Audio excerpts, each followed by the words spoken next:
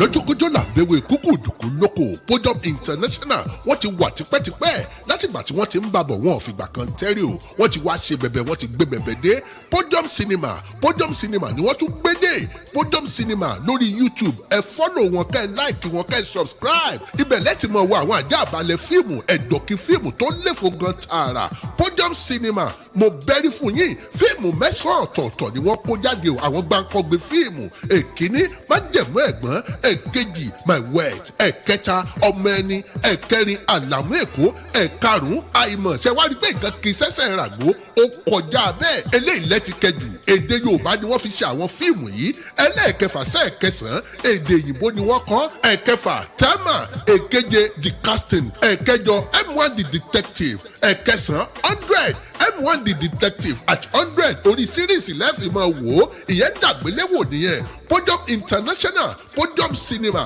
ẹ fọ́lọ̀ wọn kẹ́ ẹ láìkì wọn lórí YouTube wọ́n wà lórí Facebook wọ́n wà lórí Instagram Podium Cinema ó ti dọbẹ̀ ẹ subscribe.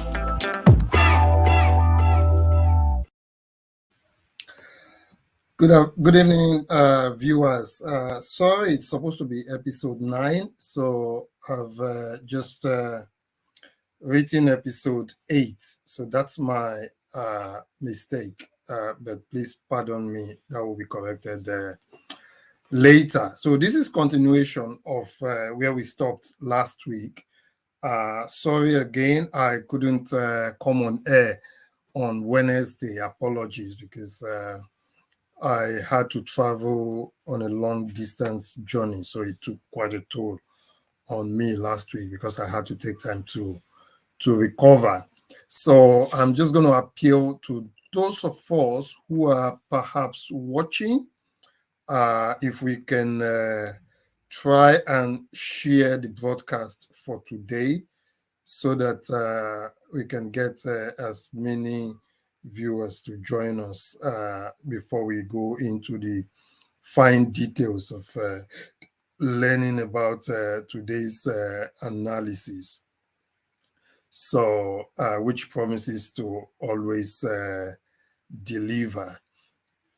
So, yeah, we will go straight in as we've always done without wasting your time. So today we are continuing on trade and commerce. So last week we did look at how trade was conducted, the things that was sent in, things that was sent out, vis-a-vis what Nigeria was producing, what we were selling. And we saw that Lugard was quite very meticulous. Like I said, a lot of people blame this man. Yes, I blame him for amalgamating the North and the South together. But even at that, he did do quite a lot for the two regions or the two countries that became the two nations that became a country. So it's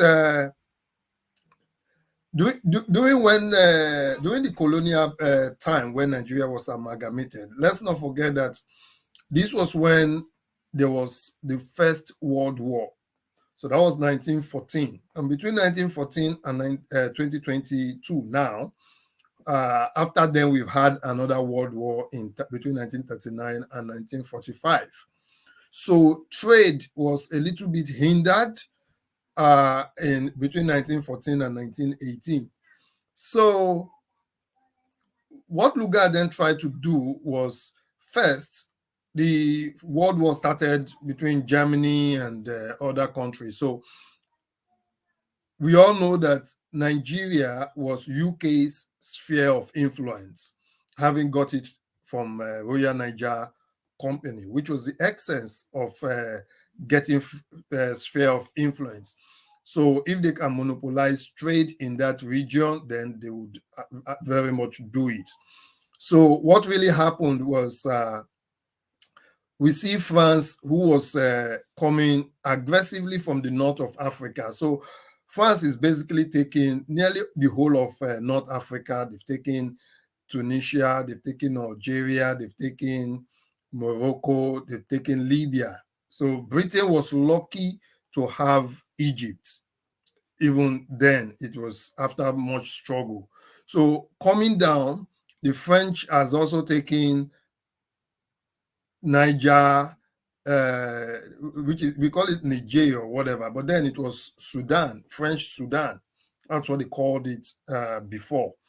So if we go to the map on page 75, we'll see it there in this document.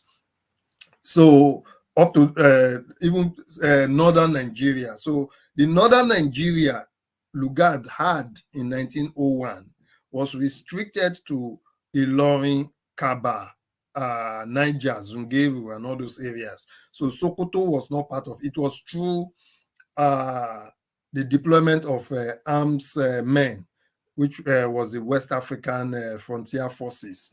So that West African Frontier Forces were funds, basically, they were using to prop up the northern government. So majority of the funds that were coming for the northern Nigeria was going into maintaining law and order and administration. They weren't doing anything. So there were no roads, no.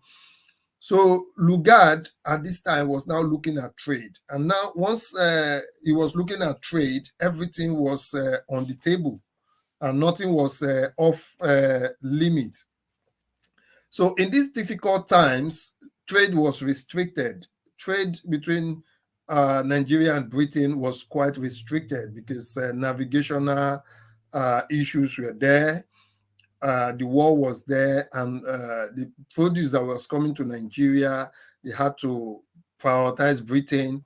So one of the major things we exported was oleaginous product, which was palm kernel and palm oil produce. So Lugard then made sure that, so from 1915, that nothing goes to Germany. So Germany was taking about 3.85 million worth of trade around that time. But it was stopped and everything was then taken to Great Britain instead. And we know that our palm oil was what helped Britain in oiling their machine, which eventually helped them in winning the war. So they had quite a lot of goods then that they were exporting from the then colony of Nigeria. And Lugard listed quite a few of those materials. So he listed them in terms of mineral resources that were coming out of Nigeria. Then he also listed them in terms of agricultural products. He also listed them in terms of animal products, and then he looked at future markets. So, and when he did that, he also looked at what is the quantity of what is being produced and what is being sold out. In what I discovered was, for a lot of people who are asking, why did Britain colonize Nigeria? Now, A, we know that A, for sphere of influence. B, it is believed that if they have Nigeria, well, not only Nigeria, the empires, then they can prioritize whatever raw materials that is coming from these empires. Then it then goes straight to Britain. So Britain is the first point of call. And we would recall that after the Second World War in 1945, quite a lot of countries started moving towards emancipation. And once they started moving towards emancipation, some people got their independence in the late 50s. So Egypt got her independence in 1956. Ghana got her independence in 1957. Nigeria got her independence in 1963, became a republic in 1963. So Britain was now losing quite a lot of their colonies. Because they cannot have that control of their colonies, what they wanted was stability. So at the mere fact that they were controlling the colonies meant that all their raw materials, their fruits, their vegetables, and everything was coming from the colonies. So Ghana was a colony, Nigeria was a colony, Gambia, and all the other colonies they have, like Uganda, South Africa. Now, because they cannot guarantee because they are no longer in government, they no longer control the trade. The UK then shifted our focus to the EU, and that's why the UK joined the EU in 1975. The EU had been formed in 1957, but the UK did not join then. So they eventually joined the EU in 1975, just so that they can get that stability of trade. Now, we also know that in the year 2016, the UK voted to leave the EU. And once they voted to leave the EU, they then sought to go back to their first frontiers, so which is the empire. You saw the then Prime Minister Theresa May.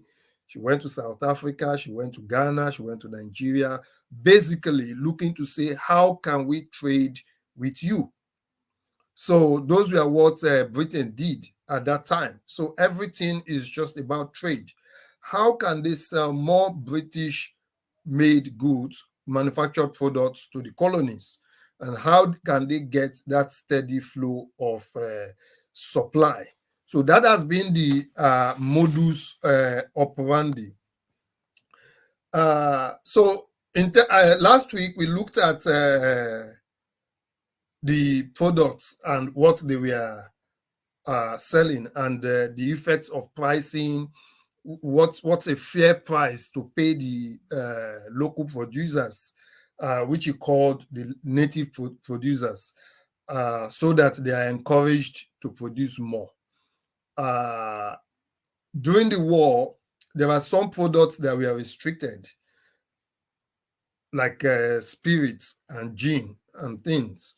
So whilst those products were restricted, they could only go to the UK on the strictest possible terms. So it made it difficult. It made trade difficult, but it was then rationed. Now, other things they did then was to say, okay, any goods that's coming from the hinterland. So hinterland is anything that is not within the coastal belt, like Lagos, Ondo, Warri, Port Harcourt, Calabar. So anything above. So and I made us aware that cars was not so much in use then. What was so much in use then was train and ship. Even aeroplane was not available then. I think aeroplane was the first commercial aeroplane flew in 1914. So their major means of transport was mostly cargo through the sea. So Lugard narrated that it takes about 12, 13 days, in some worst case scenario, 15 days, for goods to come between Nigeria and Britain. So he then said, okay, any goods that is traveled by train will take 60%, and any goods that is coming by within the coastal area, they allocated 40%. The people in the coastal area, especially Lagos, were not happy with that because they felt this is our port. We ought to be able to dictate what we want. So the Lagos people, what they did was they started price speculation. So what the price speculation did was to try and jack up the price for ordinary goods. Lugard then looked at other minor substitutes. So last week I talked about the way goods are being shipped, so that like the granite in the north, if he was saying basically if they crush it before they bag it, or even crush it, so he was looking at semi manufacturing. So if they crush it and turn it into oil that can go into drums, then they can easily ship those, which they can ship more rather than just taking the raw granite and sending all to Britain. So those were the things we looked at. And then he looked at the success of trade. So Lugard was governor from 1912. He actually started in 1912. And then Nigeria was amalgamated in 1940. So he was was tasked with amalgamating Nigeria just because the UK government was subsidizing the North, and they wanted eventually that the subsidy they were giving to the North would cease. So once Nigeria was amalgamated in 1914, the subsidies just stopped around that period, so that the South resources started going into flowing into the North, for the North to also benefit from what the South was getting. Now there was a problem. I told us of the Nigerian Council and the Legislative Council, the government, the local government, and things. Now, the people who were in the council were the principals. So we have the merchants in Liverpool, we have the Manchester company. So basically, what they then did was they then sought to say their agents that are representing them in Nigeria cannot speak for them. So sometimes when those people speak, their principals in London, who has never set foot in Nigeria, will say, no, these people are not speaking for us. Why? Because all these people are driven by profit, not necessarily the welfare or what the native producers are doing. So Lugard was saying this is not a best practice to approach. He was of the opinion that Nigeria, that has a population of over 17 million, roughly 18 million, the people should have a more voice as to the things that affect them, especially trade and commerce. And then, although they prioritize the goods that was coming out from Nigeria to also go to to also go to UK. At that time, America was an upcoming market for the colonial government, and so once America was an upcoming market, for the first year, the majority of the oleaginous product that was produced, I think they sent about 300,000 to America, and then it started increasing steadily until America overtook Germany in that regard, and nothing was sent to Germany from 1916. So now, for things that were also being produced in Nigeria, they now started imposing duty. And I told us that for the money that Nigeria pledged to pay, it was on the duty that they imposed, especially on gin, which was used to pay the debt. So one thing Lugard then thought was, okay, rather than because of the war and the trade, not much trade was done. So they were being skeptical. So he said, rather than allow the people, that's the indigenous people, produce, and at the end of the day, they go to loss. Now, all those companies, what they did was they came together, banded themselves together, and then they called them combined.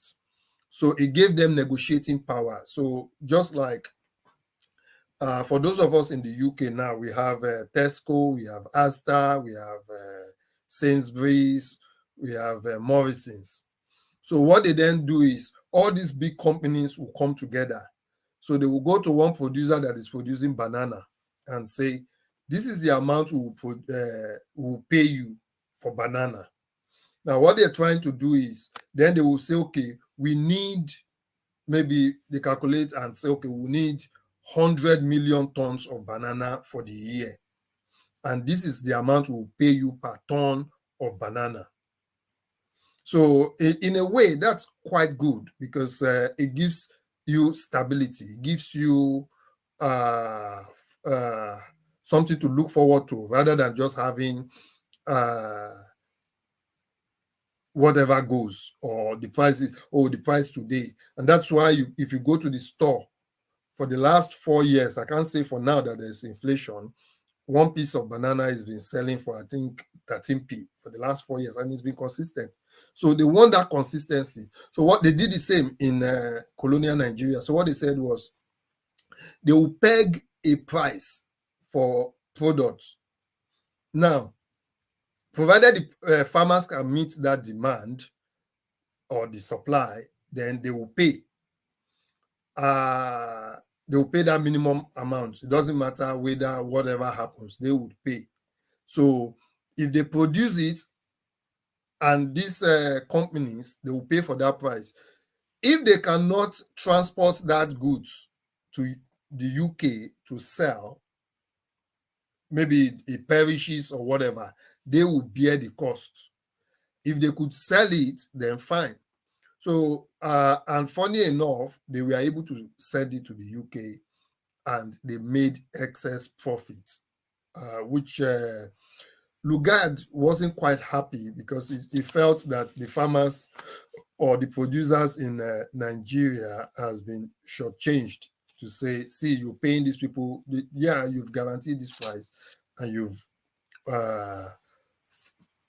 hit these barriers, but people should still be paid fair price. So he sought to break that monopoly, because it's sort of like a monopoly, although it's spread out among companies.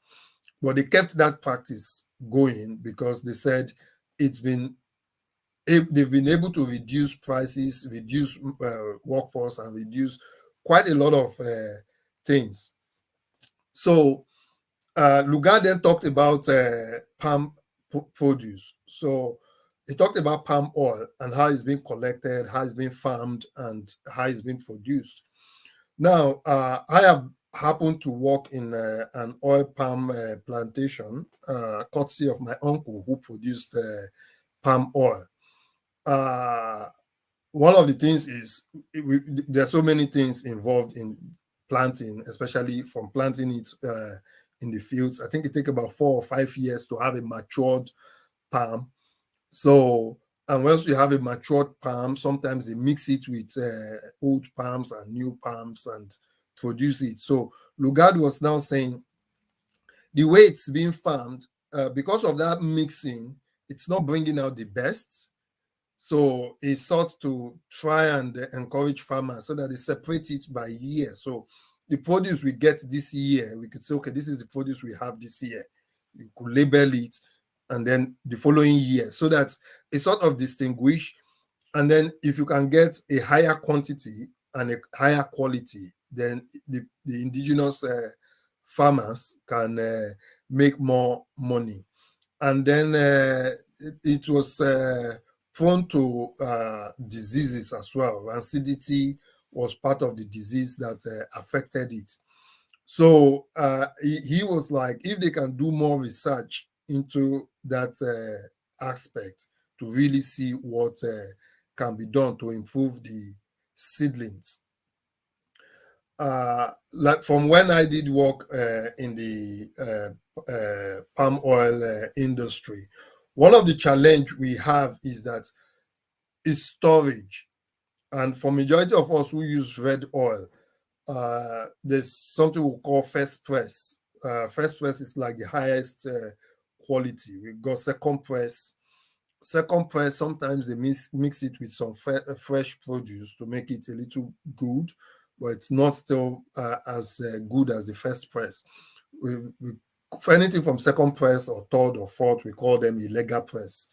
They still produce, they're still good, but it's not as quality as the first one. So Lugard was trying to, but the major problem, whether from the first press to this last press, we all know that oil, the storage is the major problem. It goes really thick, and once it's thick, pouring, and it's a not so much problem for the user who could heat it up, but if you are a seller and you want to sell it, how do you then measure it? Do you then take it back to heat it and this? And majority of it is stored in jerry cans. So and the jerry cans, it's prone to different sort of. So maybe that's an area that we still need to improve on. We have quite a lot of research centers. We've got quite a lot of higher institutions. They can come up with. They could come up with preservatives that can be added, maybe a little tiny that will not take away the quality. We've got preservatives in most things. So maybe a little preservatives that could really help to say, okay, this is preserving the quality of that produce so that it stays effectively soluble doing the either through transportation or through distribution. Now, he then talked about the lease of land. The lease of land, he said, in the north was quite easier, but in the south was quite difficult. And which is one thing I always find very funny, because our state governments today, they do nothing. Now, the colonial government was able to lease 1,200 acres for palm kernel plantation, which is quite incredible. They didn't take the option to say, oh, because this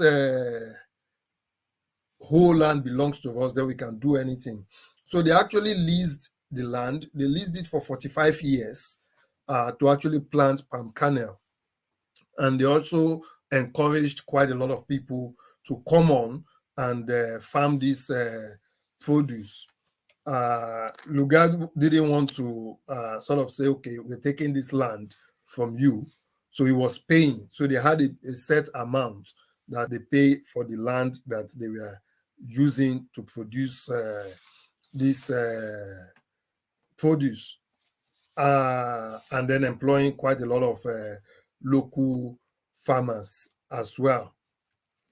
Now, he then talked about mineral resources. So the mineral resources that Nigeria, the major mineral resources we had then was we had gold, which was being mined. Believe it or not, gold is not just being mined now, even though it was in small quantities. He focused on coal, which was another minerals that was discovered in Enugu, and then tin. So those were the three major mineral resources that were being mined at that time. In 1917, they mined about 2,865 ounces of gold, which was being sold. And then coal was also being mined. Although the coal being mined in Enugu was not as quality as the one from Britain. And then the tin. So these industries were basically government monopolies. So because the mineral resources belonged to the government. And that's one thing I find very strange, that how can the mineral resources belong to the government? The mineral resources should belong to the people. So if you come to my land now, when I say my land, so let's say, for instance, I'm from Ogun State. I'm not from Ogun State, I'm just taking, and we say Abeokuta. And in Abeokuta, we have a quarry. We find limestone that can go into cement. The mineral resources we find in Abeokuta should belong to the people of Abeokuta. If you come to my place in Oriomi, in Ilaje, in Ondo State, then the oil that we have there should belong to the Ondo State people. If you come to Lagos State, the VAT that you collect from Lagos State should stay in Lagos State. But then Lugard, that's where they started this mineral belongs to the government. So it's not today they started it. So he said the mineral belongs to the government, and it was a monopoly. So the government customized it to say it's only government that can give leases. So for the tin was one of the major products that they were extracting from Nigeria. And in 1917, they mined about 9,966 tons of tin. which gave them about plus of about a million. So for 14, the way they calculated it was for 1 ton. 1 ton was actually being sold around 190 pounds, 190 pounds per ton. So he calculated it that at least to work the tin and produce it and everything, it cost about maybe 100. So government was getting 90 pounds per ton of tin. So they were making quite a lot. If you multiply that 90 pounds on one, on let's say 10,000, that's like millions. Uh, but then they were merchants, and he said because tin was it's one of the restricted product that I said didn't flow very well. Now a lot of merchants were able to make quite a lot from tin at that time. So they sold about 400, they sold it for about 400 pounds per ton of tin.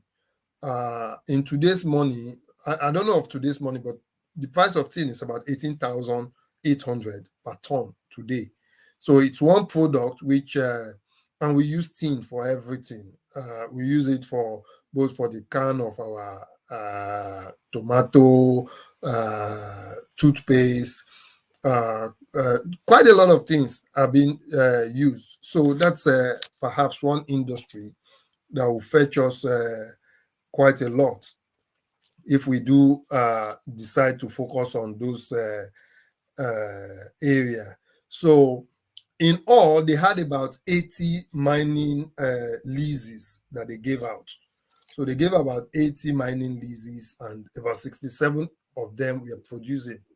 So, and then they have a smelter in England. So basically, you have to collect your license from England before you can mine tin in Nigeria, and you have to show that whatever you are sending to England is not being diverted to another country. So it has to be used by England. And in that industry, he reckoned there were about 160 Europeans, about 300 aliens. So aliens were people who were not natives of Nigeria at that time. They could be other countries like American or even within Africa. And then they had about 18,000 laborers, local laborers, who were being used for that purpose. So he then talked about hide and skin. So he talked about hide and skin. Majority of the products that were used for the hides and the skins were sheep, goats, and things. So he talked about the tanned and the untanned. So the tanned was just basically walking them with the chemicals and bleaching them and stuff. So although shipping becomes heavier and it becomes it has too much weight, so he was looking to develop that industry as well, uh, because the cattle was about 3 million. Now, that industry was quite problematic for Lugard. It was quite problematic for him because for the northerners, and not mostly northerners, there's not much water in that area for there's not much water, and the ecology and so many things. So they faced quite a lot of challenges. So one of the things he did propose was increase in population, because he felt an increase in population would really help in terms of helping in areas where they could cultivate quite a lot of animals. And he said the Africans, we've not really learnt the method of basically getting things to work in sequence. So for the hides and for the skin, we've actually not learnt model stock. we've not learned how to really prepare our animals. Like in the UK, this is the season for lambing. So a lot of farmers, animal husbandry farmers, they would have prepared their lamb so that by this time they will start doing the lambing where the weather is quite good. It gives them more time, and some could take maybe about 2 or 3 months to finish the lambing, and then it then gives them time to be able to go into the cultivating the forages, the hay. Majority of us have heard about make hay while the sun shine, because that's what majority of the animals they eat. So he then thought, well, maybe the yam peel, the cassava peel, and all the other stock, we are going to be able to help these animals in terms of their feeding as well, because you have to then look at feeding. Now, in the other places, he also looked at what he look in the place, because in his mind he said Kano is densely populated. The south is also densely populated, and there are some types of crops that they like to farm, not livestock, because livestock was it was a precious product then. It was a precious product that was being used. So he then talked about the markets for the stock. So at that time, he said the South, we basically consume about 400 heads of cattle every week. I learned in Lagos now we consume about 8,000 heads every week, every day. So from 400 to 8,000, which is quite a lot. And these cattle, they are prone to diseases. And quite a lot of these cattle headers travel on foot from Sokoto down to Lagos just to sell their commodity. Now, Lugard was looking at actually allowing Europeans to farm these cattle in the colonial Nigeria. But then he notices that it's going to be a problem. It's going to be a problem. First, he was thinking he doesn't want to compete with the Fulani people, because that's just going to cause quite a lot of rancor. So he thought, well, they could do ranching, but how is he going to do ranching? So because he could not do ranching, he thought like, okay, they could have a model stock farm. So that could, instead of having a ranch, that could replace the ranch. So they could have model stock farms. So those farms would just be in one area. So if they can have Europeans, so his tax for the Europeans was, if you see any land that the natives would not use, so not arable land, not fertile land, any land that the natives will not use, we can go to England, bring machinery, and have irrigation. If we have irrigation to bring water and things, then we can work that land and then get a meat farm. And in his mind, he said, at least you could store the meat stock for 22 days. So basically create a stock room, a cold room, stock this meat for 22 days. You could actually export meat from Nigeria to Britain. Because at that time, I told us it takes 12 to 13 days. So it's a maximum of 15 days. It will still give the meat viable lifespan to still be able to be sold in Britain. And if they can have a continuous market like that, then that is a viable market that they could sell in Britain. And also, at this time, Europeans have started to settle down in Nigeria. And so once Europeans have started to settle down in Nigeria, it actually gives them the opportunity as well to buy meat. But at that time, there wasn't much that they could do. So majority of them had to rely on imported tin meat for their dairy product, which was not something that was favorable to him. So he then talked about cotton. For cotton, cotton was mostly planted in the north, basically in the north. So he said for cotton, it was a problem. Cotton was a very big problem for him because, and you could remember when they went to America, they were planting cotton.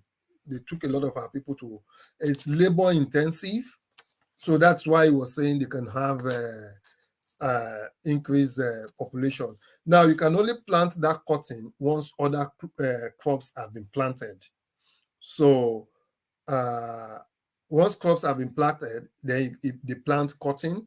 But because it's labor intensive, there was no what do you call it? There was no incentive for the northerners to plant that cotton.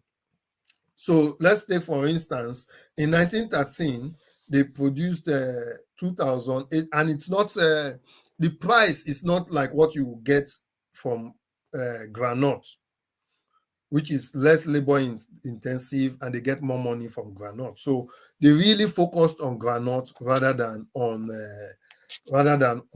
cotton. But still, they still planted cotton. And in the South, he was trying to encourage the Southerners to see whether they can plant it as a secondary kind of crop. And then because the price was not favorable, he was thinking if the price should go up, then it could encourage a lot of people to farm in cotton. So in 1913, they were able to produce about 2,835 tons of cottons. And they only managed to sell that for 159,000 pounds in 2013. But in 2017, they were able to now, even though they were not able to produce a lot, so they produced 2,537, which is about 300 less, but they sold it more. So in 2013, they got 159,000 for the 2008. And then in 1913, pardon me. In 1917, they got 2,537 tons, but they were able to sell it for 234,000 against 159 in 1913. So, but then he mentioned something that the farmers of this cotton, he said they were very shrewd. Now, when they come to the market, they want to achieve a set price. In the UK here, when things are out of season, they want to reduce it so that people can quickly buy, so they go and produce more and sell. But he said the Nigerian man prefers to come to the market. If nobody buys his good, he prefers to take it back home and wait for when he thinks they will be interested, or when he can mark up the price. So he found it very difficult because he just thought, no, that that's not a conducive environment to trade. So what he was then trying to do, meanwhile, it's the year 1918, 1919, his tenure was coming to an end. He was looking to go back permanently to England. So Lugard was now saying, well, what they could do is, you remember that combined where the companies, they came together and say, we'll pay this fixed price. So he was now looking at a situation where if they can guarantee a price to say, okay, we'll pay this price.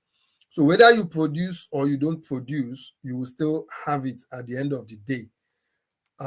but it was quite difficult because he was saying that if at the end of the day that they're not able to earn that price, then the merchants will be like, oh, we can't pay for this.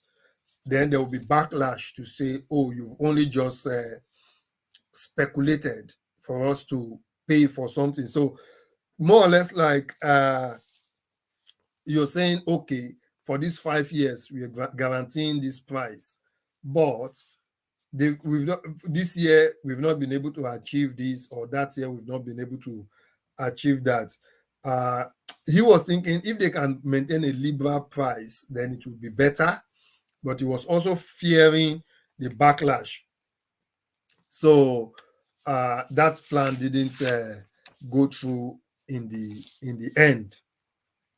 So he then looked at other things. So I then went in my research. I was now looking at the detailed analysis of what Lugard has written down. He came to talk about cocoa as well, and cocoa commanded high price. It's with less effort you produce a lot of cocoa, but in his take, he said quite a lot of farmers do not also put the care in taking care of this product, because even though it required minimal labor, people were not putting the effort to actually see that they are producing high quality cocoa beans to ensure that they were able to get maximum returns. So around 1917, we were able to produce around 15,442 tons of cocoa, which was sold for around 500 million pounds, which is quite a lot of money. If you multiply 500 million times 122. In our current day, we're only exporting 1% of cocoa on all the produce we are exporting. We are the sixth largest exporter, but I do not see a reason why we should not be exporting more, considering our history of cocoa farming. And it's quite a shame because I go to all those lands in Akure where they use for cocoa. Majority of them have now been turned into an industrial estate because not much effort is being put into the cocoa development. Another thing is Ondo State happens to be one of the major cocoa producers, and the colonial government and even the Western region government, the Yoruba government, as much as they got quite a lot from cocoa, I don't think Yoruba, as a Yoruba state, Ondo State or Ondo region, whatever, benefited from had development commensurate with what other regions in the western, other parts of Western region got, even though Ondo State was the highest producer and is still the highest producer of cocoa till today. But it's a shame. Majority of all those lands are now gone. If you go to the south as well, where the palm kernel produce are being produced for oleaginous products, it's nowhere to be found. Now, Nigeria, which was the highest producer of oleaginous products, palm kernel and palm oil, palm seedling and oil, whatever, we are now the fifth producer in the world. Indonesia and Malaysia actually came to collect seedlings from us. Indonesia is producing over 45 million tons. Malaysia is producing over 20 million tons. Funny enough, how many million tons is Nigeria producing? We are only producing 1 million tons. And we are today smuggling palm oil into Nigeria, which is a shame on us. It's actually a shame. I looked at our how far and how worse we've gotten into. So I looked at all the things that we've been producing. So in 2021, I looked at the 10 largest exports of Nigeria. Obviously, oil and oil products we are the largest, taking about 88% of crude oil and things. The next is ships, which is about 6.3%. Oil seeds and palm kernel and all those other things form about 1%. Cocoa also form 1%. Fertilizers, 0.5%. Aircraft and spacecraft and all those other things form 0.5%. Fruits, nuts, vegetables, and things form about 0.4%.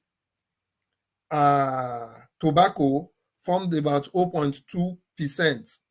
Hide and skins, 0.2%. Machineries, 0.1%. And if you look at all these things, which we are saying percent, apart from the sheep, which is giving us 2.1 billion, every other thing is in the region of $360 million. Fertilizers, 160 something million dollars. This 100 and something million dollars. Those are the things we export. I now contrasted it with the things we import, the 10 largest goods we import. I'm not going to go into the details of all, but I'm just going to go into the number 9 and number 10. And the number 9 and number 10, number 9 is fish. So as much as we have sea, we still import fish into Nigeria today. And one of the countries that export fish for us, how bizarre, Norway. Norway has a population of only 5 million people, and Nigeria has a population of 200 million people. We have more coastal line than Norway.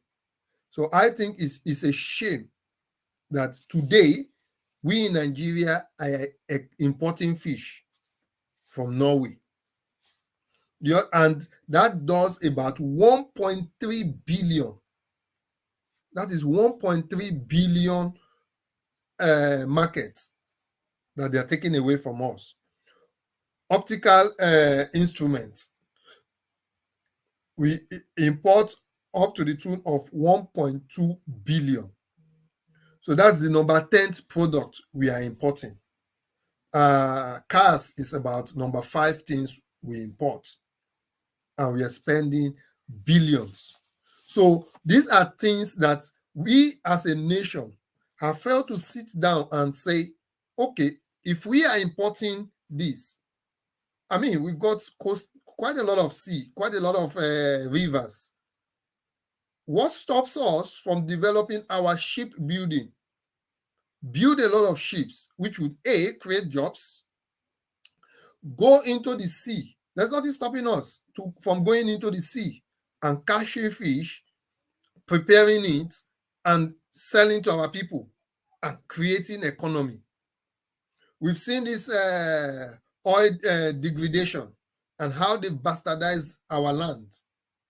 Why can't we hold these companies into ransom and use some microbial products to clean these waters so that we can have fresh fish in this water so that our farmers can fish, and then get shipbuilding to build. Even we build semi-big engine boats in Nigeria. And if we need to build shipbuilding, we can bring it as an investment into the land and ensure that our people can build massive ships, go into the waterways, go into the international waters, and farm quite a lot of live fish stock that we can sell. Get plants in place. Rather than having to import cars, we can have Toyota producing. We could say, okay, Toyota produce 100,000 cars.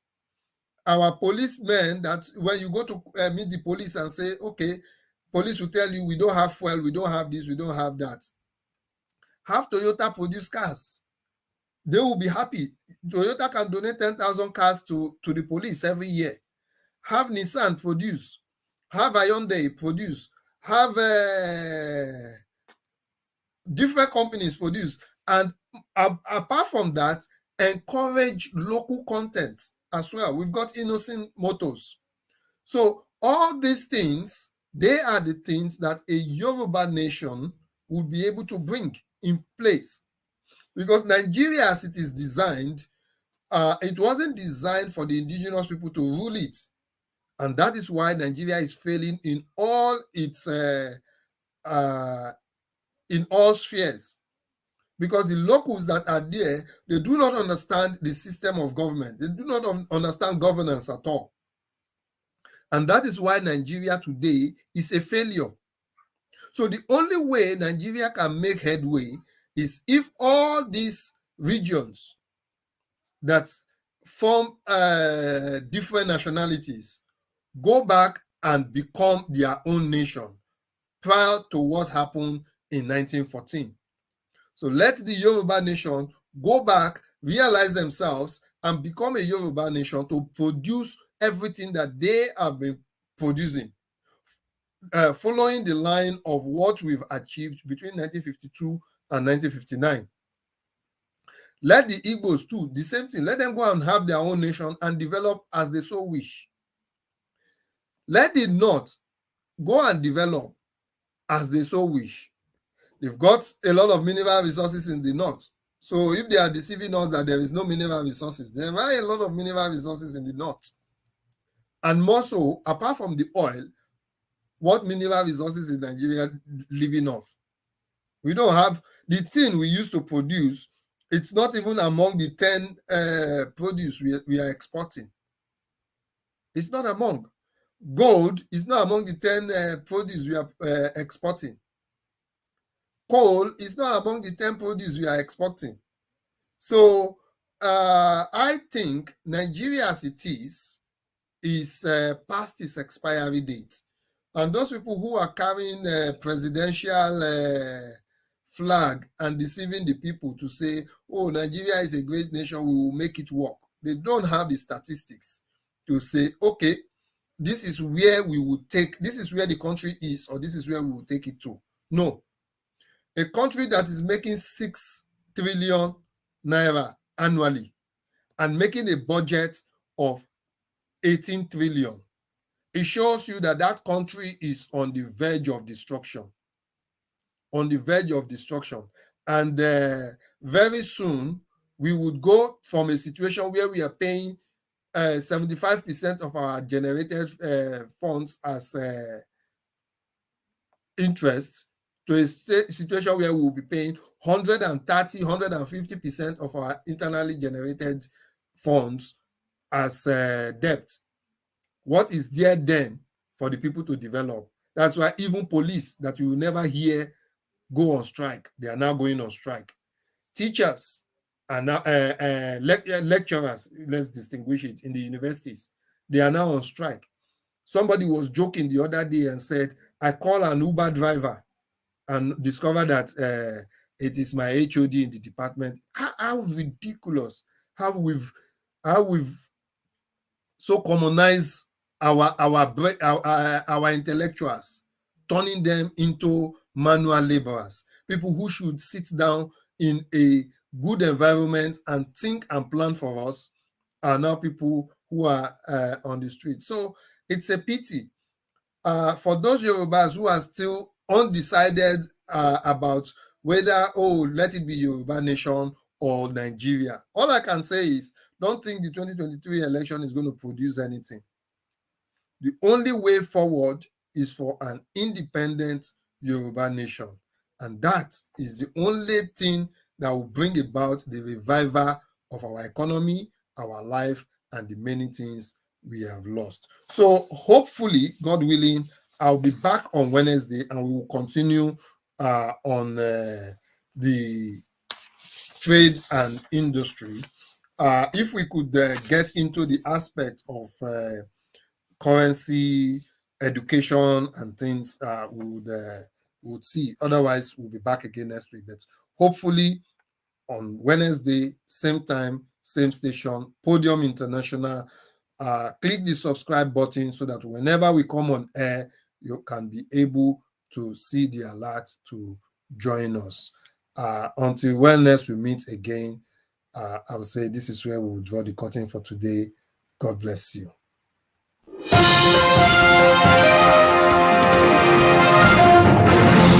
lọ́jọ́kọ́jọ́ làbẹ́wé kúkú dùkú lóko Podium International wọ́n ti wà tipẹ́tipẹ́ látìgbà tí wọ́n ti ń bàbọ̀ wọn ò fìgbà kan tẹ́rì o wọ́n ti wá ṣe bẹ̀bẹ̀ wọ́n ti gbé bẹ̀bẹ̀ dé Podium Cinema ni wọ́n tún gbé dé Podium Cinema lórí YouTube ẹ fọ́lọ̀ wọn kẹ́ ẹ láìkì wọn kẹ́ ẹ subscribe ibẹ̀ lẹ́tì mọ̀ wọ àwọn àjá àbálẹ̀ fíìmù ẹ̀dọ̀kí fíìmù tó léfò gan tààrà Podium Cinema mo bẹ́rí fún yín fíìmù mẹ́sàn-án ọ̀tọ̀ọ̀tọ̀ ni wọ́n kó jáde o àwọn gbàǹkọ́gbé fíìmù èkíní májẹ̀mú ẹ̀gbọ́n èkejì my wet ẹ̀kẹta ọmọ ẹni ẹ̀kẹrin àlàmú èkó ẹ̀karùn-ún àìmọ̀ ṣẹ̀wárí pé nǹkan kì í ṣẹ̀ṣẹ̀ ràgó ó kọjá bẹ́ẹ̀ eléyìí lẹ́ti kẹjù èdè Yorùbá ni wọ́n fi ṣe àwọn fíìmù yìí ẹlẹ́ẹ̀kẹfà sẹ́ẹ̀kẹsàn-án èdè òyìnbó ni wọ́n kọ́ ẹ̀kẹfà tẹ́mà èkeje the casting ẹ̀kẹjọ M1 the detective ẹ̀kẹsàn 100 M1 the detective at 100 orí síríìsì lẹ́fì máa wò ó ìyẹn dàgbéléwò nìyẹn Podium International Podium Cinema ẹ fọ́lọ̀ wọn kẹ́ ẹ like